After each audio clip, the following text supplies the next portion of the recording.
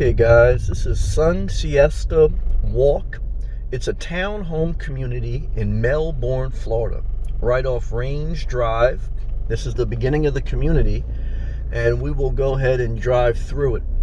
When I was first looking at moving to Florida, when I did my research online, this was one of the communities I was seriously interested in during 2009, 2010, right after the housing crisis in America, and these were going for anywhere between $60,000 to $100,000. Now I think these are going between $160,000 and up. It's a standard townhome community, but I like the architecture, I like the paint, I like the Spanish style almost, and at that time it was very affordable, and I was looking in this general area, and I had met a great person actually online. Shout out to her if she still watches my channel, who just gave me some general information about the community.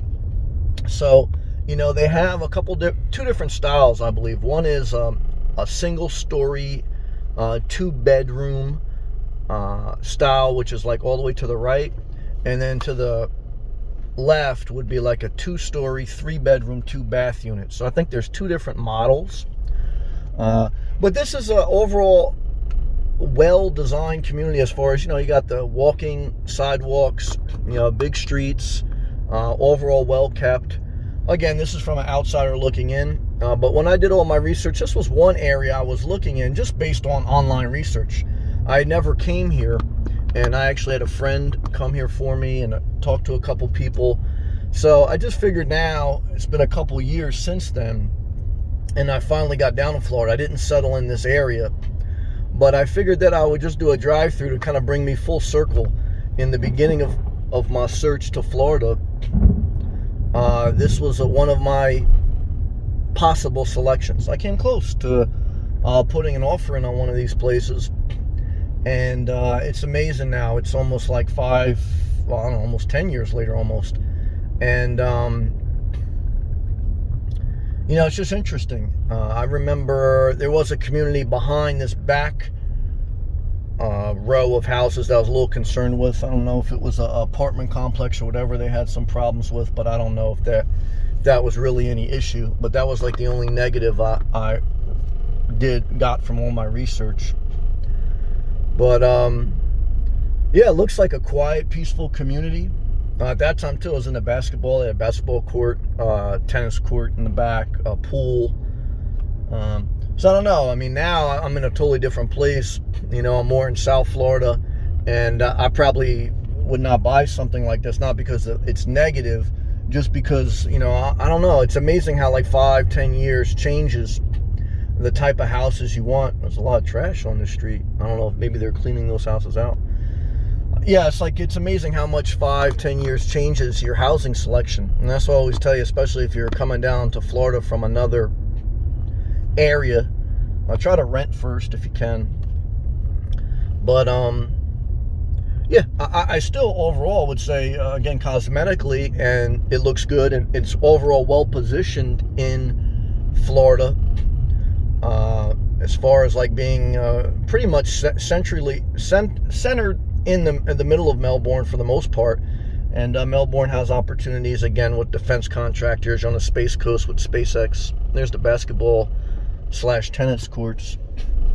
I would say middle-class community, strong middle-class community.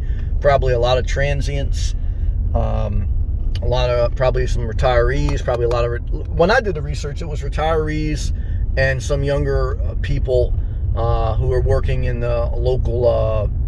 With the local companies, the Harris corporations, the whoever, local, just the local economic opportunities. So yeah, I'm sure like places like this, these are like U-Haul shipping containers.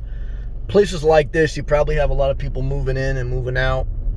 That's Florida, basically, is because a lot of people look to move here, and then some people come and they move back out. Florida's a transient state, meaning that not many people who live here were born here, and there's quite a bit of people that come here and then move back out of here. And also there's a lot of second home. These are a lot of second homes. Now this community, it seems like, at least now, I mean, it's the summer too. As I make this, it's in July, and there's a lot of cars. So I would say this is still probably a higher percentage full-time residency than seasonal. I'm sure there's a bunch of seasonal. I was looking at one of these units when I was thinking of buying too on this side. I'm sure there's a lot of seasonal people that maybe just rent too. But you know, this looks to be like most people's primary residency, retirees, or again, you know, working families. So, you know, in communities like this, I guess the downfall is, you know, look, it's a smaller community and everyone kind of probably knows you after a while, and, you know, it's probably a little gossip and little HOA problems. And I kind of even got that feel a little bit when I was researching it.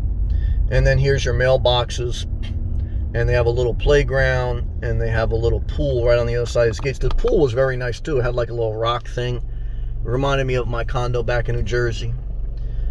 And, you know, like I say now, I don't know, it's just I'm in a totally different place, but just figured it'd be very interesting to come here from my own personal perspective. And maybe someone thinking of buying a condo in Sun Siesta Walk. I couldn't really find any videos on it when I was researching it. I was just looking online, talking to people. These are the mailboxes.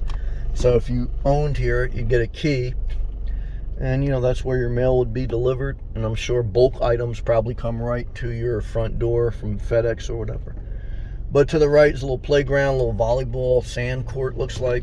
And again, on the other, you know, where those palm trees are is a nice pool. And, you know, you get a little community bulletin board. But this is it, Sun Siesta Walk. I think at the time I was looking, the HOA fee was like $83 a month. I'm sure it's probably gone up. It's probably close to $100 or over $100 a month. What that includes, I mean, I think obviously it includes common grass, pool. I don't know if you're responsible for your own roof or not. And this community was built, I think, in like 2007 or so. Not too old. It's still a relatively young community. But what I liked about this too was you had the we'll go down one more street and then we'll do a full. This is the interior street with it. You have a garage, so you have a garage, and then you got a back door, and you can walk right into your unit. So I like that. I like that aspect. At the time I was looking, that was important to me. Now, not so much. But you know, just wide streets though. Again, it's a newer community, so it's you know, overall well maintained. It presents well cosmetically. You are kind of close to your neighbors. Now, I think what you do, you share a wall. You don't share a ceiling. There's no one above you.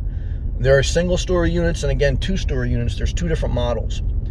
But you don't share a ceiling, but you do share a common wall. And if you're sandwiched in the middle, like straight ahead, this one straight ahead, you're going to have a neighbor on your right, you share a wall, and your neighbor on the left. That's a townhome. That's pretty much what a townhome is.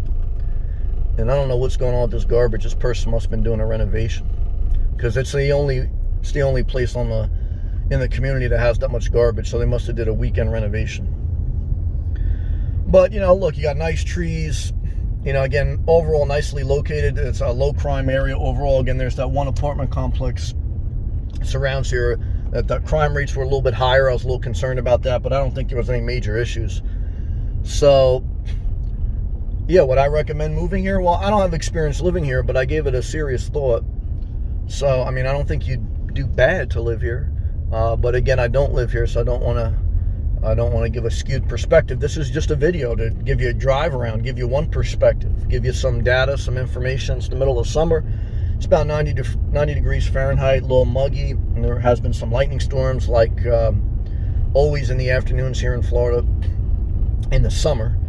But, you know, the rainy season, you have a storm in the afternoon that passes quickly. You can still go outside to walk, which was a major thing for me. And that was another reason I liked the community. I like something that has like a full circle where you could walk the sidewalks, walk at night, walk in the afternoon, walk in the morning.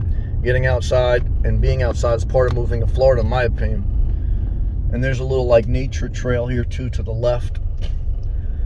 But, you know, that is Sun Siesta Walk. So I think too, property tax at that time were like $1,000 a year. Now I think everything's double. Again, I think to get into this community, you're probably at least at $160,000 or up. HOA fees probably $100 or more, but don't quote me. And property tax is probably a couple thousand a year. But don't quote me on any of that, but those are general figures. Here's the pool, if you can see it. So nice pool area. Little waterfall feature too.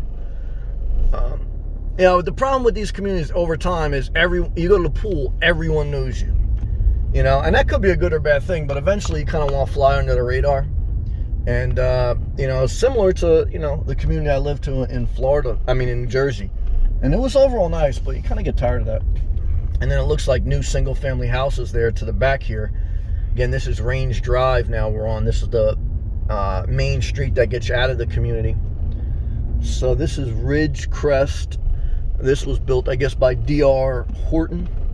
Ridgecrest single family community, which is right on the other side of Sun Siesta Walk. I just do one little loop around here. So you see your surrounding area. I mean, overall, it's a good investment as far as, you know, you're surrounded by a strong middle class housing infrastructure. You know, the housing that surrounds you is strong middle to upper middle class. So, you know, that's where you could feel your money is well invested. If this is the neighborhood that's right next to you, right? I mean, so, you know, that's a positive, you know, because that's what you have to think about when you buy. It's a level of an investment, and some of the investment is not just based on your renovations, it's based on the surrounding community and the community you're in. So, you know, I think overall your investment would do good in Sun Siesta Walk. But again, one of the reasons I was looking for it too, I mean, at that time it was under $100,000. I was trying to live very cheap so that I could maybe retire early. Now everything is doubled. As I make this, it's 2021. Everything's inflated. So I don't know. You know, if you calculate it now, is Sun Siesta Walk worth it at $160,000 or more? Well, it's an individual question, right? But either way, hopefully this video helped you. If it did, click that thumbs up. If you want to support the channel, these videos help you, click the blue join button. It's only 33 cents a day. You can cancel at any time. I appreciate that. Also, it gives you unlimited access to all my live feeds, which I do every day. Check out my playlist called Moving to Florida. More thousands of free videos that you can move, give you some information, and help you either on your move to Florida or just general information about the nomad life, simple living, minimalism, etc. I make a video every day. I go live every day, God willing. Thank you everyone for watching. Leave a comment below. See you next video.